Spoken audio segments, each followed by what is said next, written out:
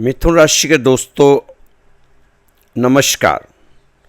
दोस्तों, इस समय आपको एक काम करना होगा, अपने परिवार में शांति बनाए रखें। क्योंकि मैं रोज़ रोज़ ही आपको बताता हूँ कि परिवार में शांति होना बहुत ज़रूरी है। परिवार में शांति रहेगी तो घर में बरकत बनी रहेगी। परिवार में अशांति ना रहने दें। अगर इस समय काफ़ी ग्रहों का आपको फ़ायदा मिल रहा है तो आपको उसका फ़ायदा उठाना चाहिए। अगर आप फ़ायदा उठाना चाहते हैं तो थोड़ा अपने स्वास्थ्य की भी देखभाल करने की ज़रूरत है। अपने शरीर की ज़रूरतों को ज़रूर समझना चाहिए, क्योंकि अगर शरीर आपका स्वस्थ रहेगा तभी आप इन शुभ ग्रहों का फ़ायदा उठा पाएंगे अपने जीवन में सफलता के लिए। दोस्तों, अपने शरीर के इशारों को समझें कि वह कहाँ बैलेंसिंग की डिमांड कर रहा है। शरीर को बैलेंस करते हुए चलें। जैसे गाड़ी की कभी यह देखा होगा कि अपने व्हील बैलेंस की बिगड़ जाती है, फिर मैकेनिक के पास जाते हैं तो थोड़ा सा उसको वो लोहा लगा देता है तो टायर बिल्कुल सही हो जाते हैं। तो वैसे ही शरीर भी है हमारा, अगर थोड़ा सा इसका रख रखाव कर लेंगे तो ये हमें फ़ायदा ही देता, नुकसान नहीं देता। और साथ ही दोस्तों, विवाद के मामले अगर आपके कोर्ट कचहरी में चल रहे हैं तो कोशिश करें उन मामलों को मिल बैठकर सुलझा लेना चाहिए, अगर सुलझते हैं तो। अक्टूबर के महीने में राशि परिवर्तन होगा बृहस्पति का। बृहस्पति आपकी राशि से कर्क राशि में चले जाएंगे 18 अक्टूबर को।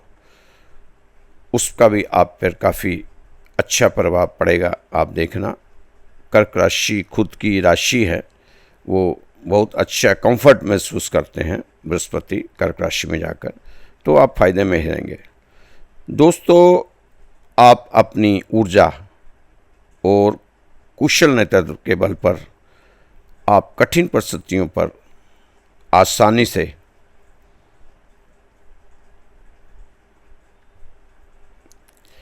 विजय प्राप्त करेंगे। धर्म और अध्यात्म के प्रति आपकी रुचि आपको बढ़ानी चाहिए। दोस्तों, थोड़ा सा सजग होकर चलने की ज़रूरत है, क्योंकि आपके अपने ही लोग आपके मान सम्मान को इस समय ठेस पहुंचा सकते हैं। इसलिए उन अपने लोगों से थोड़ा सा सावधान रहें, सजग रहें, सावधानी बरतने की ज़रूरत है। क्योंकि इस समय मान सम्मान में वृद्धि होगी। केंद्र या राज्य सरकार में पेंडिंग पड़े मुद्दों को सुलझाने का प्रयास आपको करना चाहिए। आप जरूर इसमें कामयाब होंगे, थोड़े से प्रयास से ही। विवादों और अदालती मामलों को आपस में ही सुलझा लेना ही आपके लिए उचित होगा। व्यर्थ के विवादों से अपने को दूर रखें। यदि आप इस समय किसी भी प्रकार के सतारण का परिणाम या संसाधन का परिमाण करना चाहते हैं तो ग्रहों का गोचर आपके अनुकूल रह सकता है। जो अभी अभी नए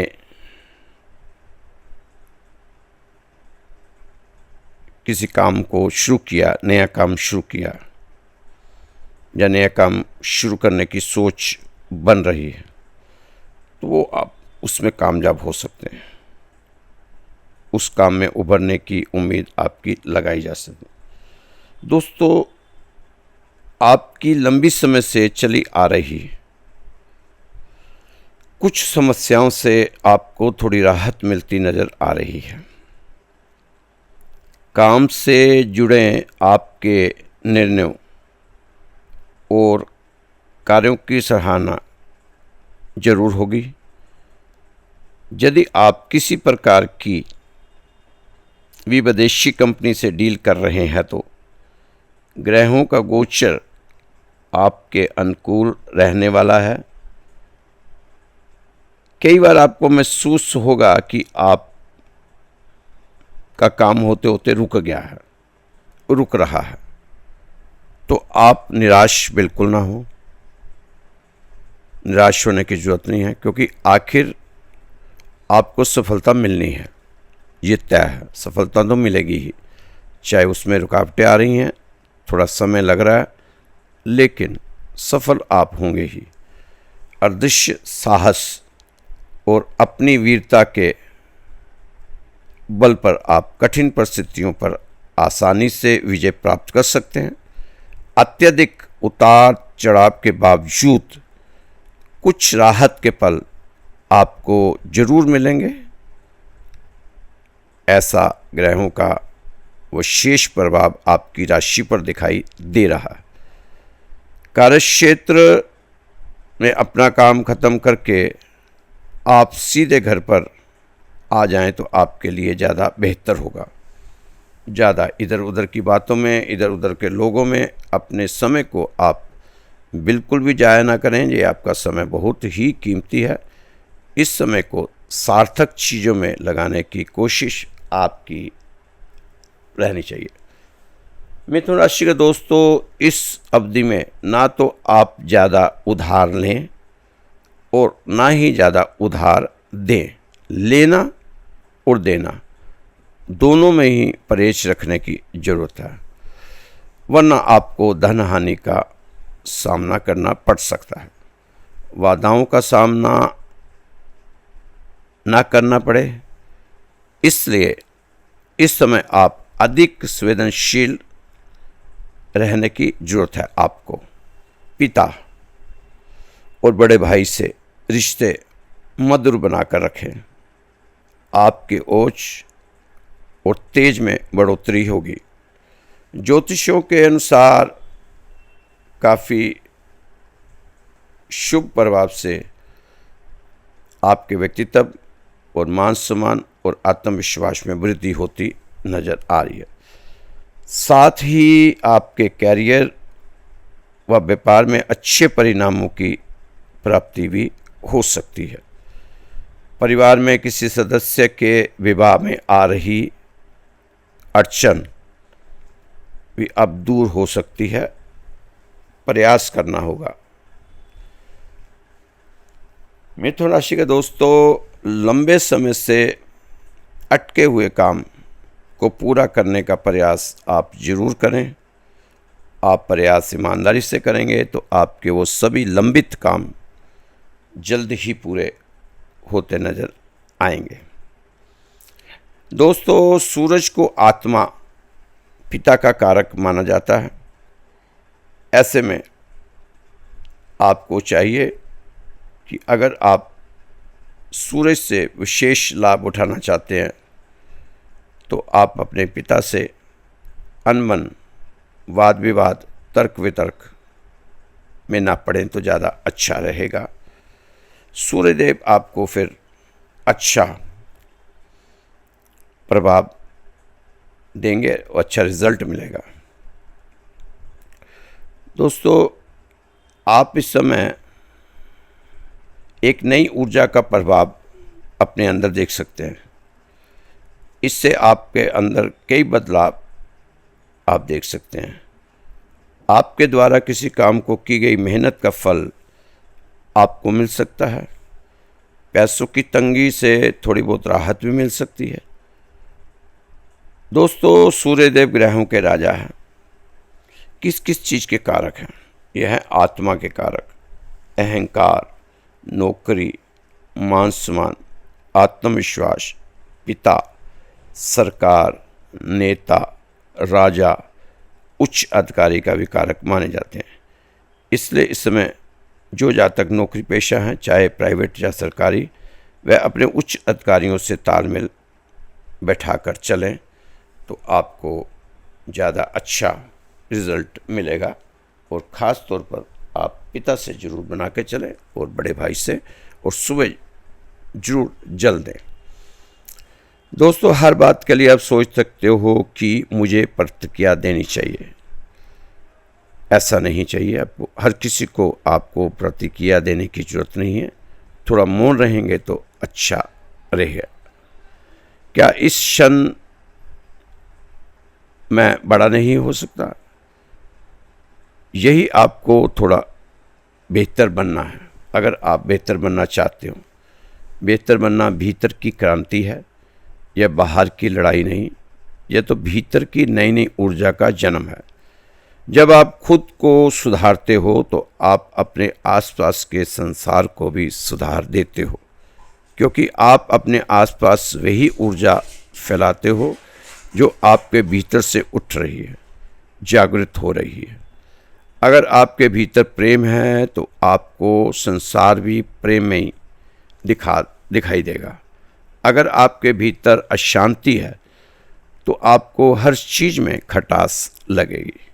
तो दोस्तों, अब सवाल ये नहीं कि दुनिया कैसी है, सवाल ये है कि आप कैसे हो। इसलिए हर दिन अपने भीतर झांको और देखो कि आज मैं कुछ बेहतर हूँ, मैं अधिक शांत हूँ कल से। क्या मैं आज थोड़ा कम प्रतिक्रिया दे रहा हूँ? क्या मैं थोड़ा अधिक सुन पा रहा हूँ? क्या मैं थोड़ा अधिक प्रेम कर पा रहा हूँ? अगर हाँ, तो यही विकास है, यही परिवर्तन है। कभी कभी थोड़ा ही बहुत होता है, क्योंकि ये थोड़ा थोड़ा जो जोड़कर जीवन को बदल देता है। आज एक बूंद, कल दूसरी, और धीरे धीरे यही बूंद एक दिन समुद्र बन जाती है। और जब आप पीछे मुड़कर देखते हो तो पाते हो कि आप अब वही इंसान नहीं रहे जो कभी थे। आपके भीतर से बदल चुके हो। आपकी आंखों की चमक, आपके स्वर की मिठास, आपके व्यवहार की शांति, सब कुछ बदल चुकी है।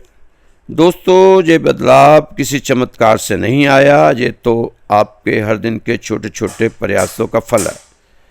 इसलिए दोस्तों, जीवन को जल्दी मत करो, जीवन में जल्दी मत करो, धीरे धीरे चलो, पर सजग चलो।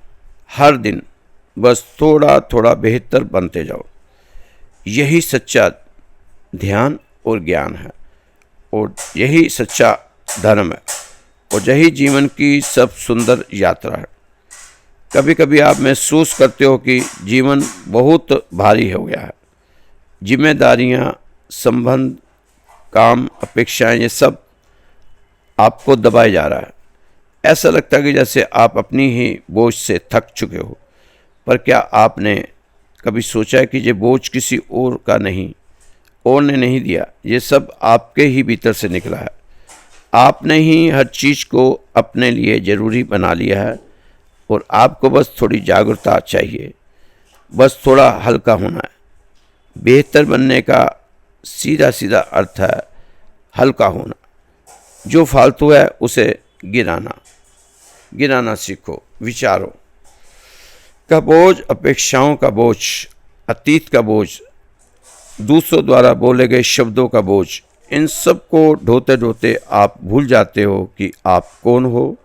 और जब आप इन्हें छोड़ते हो तब ही आपको महसूस करते हो कि हर दिन थोड़ा छोड़ना है, थोड़ा मुक्त होना है। यही जीवन का सुधार है। ये वो ही रहना, कोई विकास नहीं। विकास तो तब होता है जब आप हर दिन अपने पुराने स्वरूप को पीछे छोड़ देते हो। हर सुबह नया जन्म लो। कल का आपका जो था वो कल मर चुका है, तो आज उसी को जीना मूर्खता है। दोस्तों, जीवन की सुंदरता इसी में है कि यह हर क्षण नया है। हर सवेरा नया होता है, हवा नहीं होती है, सूरज नया होता है, फूलों की खुशबू नहीं होती है।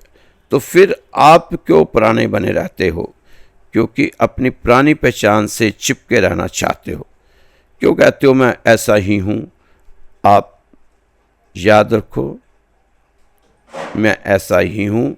ये सबसे बड़ी जंजीर है। जो इंसान बदलना चाहता है उसे खुद से प्रश्न करना पड़ता है। वो हर स्थिति को चेंज कर सकता है, उसके हाथ में है। तो दोस्तों, अपने आप को अगर कामयाब करना है, कामयाब बनाना चाहते हो, तो आपको बदलना ही होगा। एक छोटा सा प्रसंग है महाभारत युद्ध का। जब महाभारत का युद्ध समाप्त हो गया तो जो मामा शकुनी था, जिसने सारा षड्यंत्र रचा था, जिसने दुर्योधन को भड़काया था, वो अभी जिंदा था।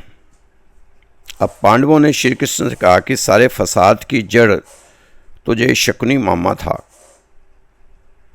इससे क्या सजा दें, इसे क्या सजा दी जाए।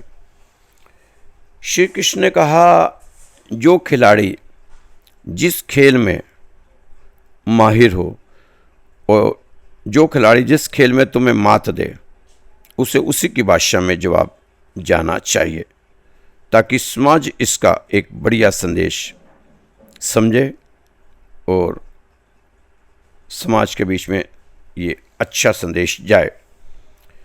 शकुनी को एक बार फिर से कहो कि चौसर के लिए आओ, कि चौसर को बिछाओ और हमारे साथ खेल खेलो। इस बार दूसरी तरफ से, तुम्हारी तरफ से पासे मैं फेंकूंगा। शकुनी को बुलाया गया कि क्यों ना एक बार मामा और चौसर का खेल खेला जाए। आपका पसंदीदा खेल है और आप माहिर भी हो और आप जीत भी सकते हो। आप जीत गए तो आपको कुछ ना कुछ हम दे ही देंगे। उसमें शर्त रखी गई कि यदि शकुनी जीतते हैं तो उन्हें जीवित छोड़ दिया जाएगा, यदि वो हारते हैं तो उन्हें मृत्युदंड दिया जाएगा। शकुनी को पूरा विश्वास था कि उसको चौसर में कोई नहीं हरा सकता। वह इस खेल में अवश्य ही जीत जाएगा, लेकिन वह यह नहीं समझ सका कि इस बार उसका सामना स्वयं श्री कृष्ण जी से होने वाला है। शकुनी से सब पहले दाव में अपने वस्त्र लगाए, क्योंकि शकुनी के पास तो कुछ था ही नहीं, तो सबसे पहले दाव में अपने वस्त्र लगाए, लेकिन दुर्भाग्यवश वह हार जाता है और पांडवों ने उसके वस्त्र छीन लिया और नग्न कर दिया।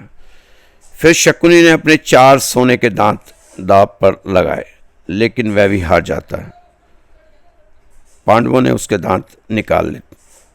बाद में शकुनी अपने दोनों हाथों को दाव पर लगाता है, फिर से बाजी हार जाता है। पांडवों ने शकुनी के दोनों हाथ भी तोड़ दिए।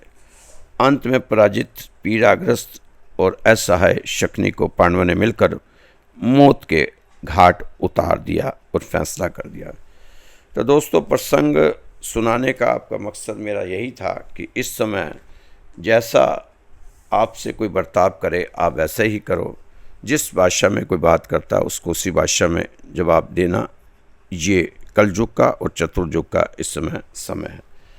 सामने वाला आपके साथ क्रूरता करते रहे और आपके साथ नाजायज, हमारे गीता में भी लिखा है कि अन्याय करने से ज़्यादा अन्याय सहने वाला पापी होता। तो आपको जो अन्याय आप सहते जा रहे थे, अब आपको नहीं सहना कि आपके जो ग्रह आपकी फेवर में है। दोस्तों, जीवन के इस सफ़र में हम उसी दिन बड़े हो जाते हैं जब अपने आंसू खुद ही पहुंचकर फिर खड़े हो जाते हैं। जीवन को आप देख नहीं पा रहे हो, जो अभी आपके द्वार पर खड़ा सूरज निकला है, दिखाई नहीं पड़ रहा। रातों का भय अभी भी आपके दिल में समाया हुआ, आप अभी भी कांप रहे हो। भरी दोपहर में अंधकार बना लिया है, अपने को ऐसे हाल बेहाल किया हुआ है। दोस्तों, आप अब अपने आप को अभाव में ही मत देखो, अब भाव की तरफ भी देखना शुरू करो। कई दोस्त अभी भी कह रहे हैं कि हमारा कोई काम नहीं चल रहा, जो कुछ भी कहते हैं उसमें नुकसान हो रहा है। तो दोस्तों, हो सकता है गरीबी आपकी ज़रूरत हो, परमात्मा को लगता हो कि इसे गरीबी देनी है, उसकी रजा में राजी रहो। सीढ़ी देखो, आपने सीढ़ी देखी होगी, 2 डंडे के बीच में गैप है, खाली है। सीढ़ी के 2 डंडों के बीच में खाली जगह होती है, अभाव है। अगर भाव वाले डंडे पर पैर रखते रहो तो ऊपर जाते जाओगे। कहीं अभाव वाली जगह पांव रखा नहीं कि गए नीचे। अब यह आपने तय करना है कि कैसे चढ़ना है। अभाव वाले डंडे पे पैर रखना है कि भाव वाले डंडे पे पैर रखना। अंत का भी अंत होता है, कुछ भी कहाँ अनंत होता है। पतझड़ भी एक घटना है, 12 महीने कहाँ बसंत होता। तो दोस्तों, हमेशा जीवन एक जैसा नहीं रहता। आप ये मत सोचो कि अगर आपके पास आज पैसा नहीं आ रहा तो ये क्या आपके लिए हमेशा ऐसा रहेगा। ना, ये कोई हमेशा ऐसी स्थिति नहीं रहने वाली। परिवर्तनशील समय है, परिवर्तन के साथ साथ अपने आप को आगे बढ़ाते रहो। दोस्तों, हंसते हुए जख्मों को भुलाने लगे हैं हम। ये मिथुन राशि के किसी दोस्त ने मैसेज बॉक्स में डाला था मेरे को व्हाट्सएप पर कि हंसते हुए जख्मों को भुलाने लगे हैं हम, हर दर्द के निशान को मिटाने लगे हैं हम। अब और कोई जुल्म सताएगा क्या भला, जुल्म और सितम को अब सताने लगे हैं। तो लोगों, मेरे दोस्तों मिथुन राशि के, ये आपके ही राशि के किसी खास सज्जन ने ये मेरे को मैसेज में भेजा था। मैं आपके सामने इसलिए पढ़ता हूँ कि थोड़ा सा हो सकता है आपको इससे सुकून मिले। लगता था कि ज़िंदगी को बदलने में वक्त लगेगा, पर क्या पता था कि बदला हुआ वक्त ही ज़िंदगी बदल देगा। हाँ दोस्तों, ये बदला हुआ वक्त ही आपकी ज़िंदगी ज़रूर बदलेगा। अब आने वाला समय आपके हक में रहने वाला है। ये जो राशिफल आपको श्री राधेश्याम मंदिर से बताया जाता है रोज़। काफ़ी पुराने लोग जुड़े हुए हैं इस राशि के साथ, उनको तो पता है। जो नए लोग जुड़े हैं उनके लिए एक जानकारी है कि हमारे मंदिर में सुबह शाम भजन कीर्तन आरती होता है। ये 17 साल पुराना मंदिर है, दिल्ली में ही है, उत्तम नगर के पास। इसमें अरदास लगाई जाती है लोगों के लिए। तो आप भी अगर चाहते हैं कि आपके परिवार के लिए, बच्चों की पढ़ाई के लिए, नौकरी के लिए, सुख शांति के लिए, और आपके लिए जो बच्चों के विवाह शादी में विघ्न आ रहे हैं, उनके लिए अरदास मंदिर में लगाई जाती है। इसका कोई शुल्क नहीं है, कोई खर्चा नहीं है, निस्वार्थ निःशुल्क ये रहती है अरदास। अगर आप लगाना चाहते हैं तो आपने हमारे जो मंदिर का व्हाट्सएप नंबर है श्री राधेश्याम मंदिर वाला, उसमें आपने एक तो अपना नाम, गोत्र और स्थान, ये 3 चीज़ें आपको हमें भेजनी होगी। तो आपके लिए अरदास शुरू हो जाएगी सुबह और शाम। तो दोस्तों, बेझिझक होकर आप अपना नाम भेजें, नाम, गोत्र और स्थान। इसमें आपका नुकसान नहीं है, फ़ायदा ही होगा। भगवान जरूर सुनेगा। जब निस्वार्थ भाव से की हुई अरदास भगवान के सामने की जाती है तो उसका कुछ रिज़ल्ट पॉजिटिव ही आता है। तो दोस्तों, नंबर नोट कीजिए आप, 9315336907। ये मेरा व्हाट्सएप नंबर है, 9315336907। इस नंबर पर आप मुझसे बात कर सकते हैं फ़ोन पे। और मैसेज भी छोड़ सकते हैं। तो दोस्तों, खुश रहें, स्वस्थ रहें, मस्त रहें, व्यस्त रहें और साथ में तंदुरुस्त रहें। फिर मिलेंगे आपकी सुंदर राशि के साथ। जय श्री कृष्णा, जय श्री राधे।